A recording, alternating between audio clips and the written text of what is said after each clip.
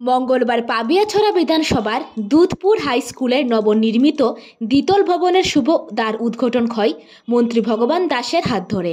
দ্বার উদ্ঘাটনে অংশগ্রহণ করে মন্ত্রী ভগবান দাস। তিনি বলেন, আমি আশাবাদী এই দ্বিতল ভবনের উদ্বোধনের ফলে ছাত্রছাত্রীদের পড়াশোনার ক্ষেত্রে অনেক সুবিধা হবে।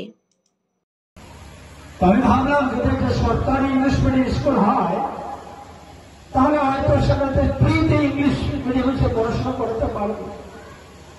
রাজ্যের একটা বিষয়, সব থেকে বড় বিষয় যেটা হচ্ছে যে এই যে সাধারণ পরিবারের মধ্যে অভিভাবকদের মধ্যে আজকে সেই প্রবণতা, সেই যে একটা মানসিকতা আসছে যে আমার সন্তানকে ইংলিশ মিডিয়ামে পড়াশোনা করাবে, গৌরবের সঙ্গে বলছে তার অর্থের অভাব রয়েছে।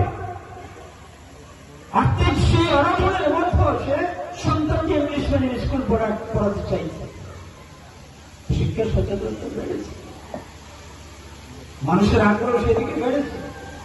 আর এই সময়ের সঙ্গে সঙ্গতি রেখে প্রত্যেকটা মানুষের মনের ভাবকে আমরা বুঝতে পেরে আমরা সিদ্ধান্ত নিচ্ছি অনেক বাংলা মিডিয়াম স্কুলকে আমরা ইংলিশ মিডিয়াম করে দিয়েছি।